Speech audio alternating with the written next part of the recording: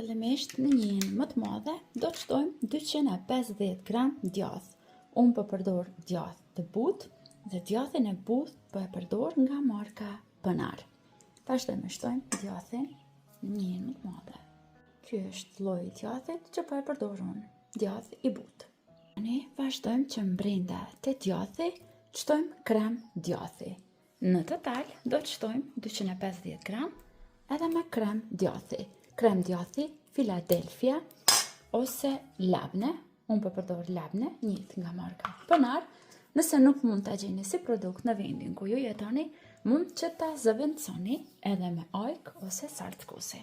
Tani vazhdojmë që brenda të shtojmë vezë. Në total do të shtojmë 3 vezë plota.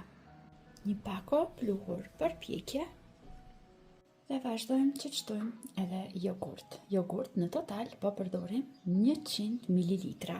Nëse në vendin ku ju jetoni nuk mund ta gjeni si produkt jogurtin, mund ta zëvendësoni edhe me kos. Vazhdojmë tani përzijmë mirë derisa gjitha produktet që i kemi shtuar brenda të lidhen, të bëhen bashkë dhe të fitojmë një masë të mirë për mbushjen e byrekut. Tani marrim një tjetër më të vogël dhe këtu shtojmë 120 ml me qumësht. Te qumështi shtojmë edhe 100 ml me vaj. Përziejmë mirë dhe e largojmë anësh. Kjo është lyerja të cilën do ta përdorim për të lyer petat e byrekut. Dhe për këtë byrek do të përdorim peta të gatshme për pite dhe për baklava. Bëni kujdes mos i merrni ato të ngrira, por merrni kështu të freskëta. Marrim tani nga 2 petë.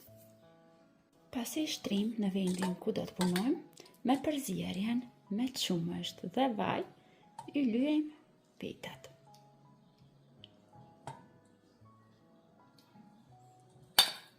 Përhapim vetë tërë sipërfaqen e petës. Tani vazhdojmë që ta palosim në këtë mënyrë. Edhe një herë nga ana e kundërt. Tani këtu vazhdojmë shtojmë nga përzierja tjetër, që e kemi bërë gati me vezë, djath dhe e përhapim mbi tërë sipërfaqen e petës. Tani vazhdojmë që ta mbështjellim në formë trekëndshi.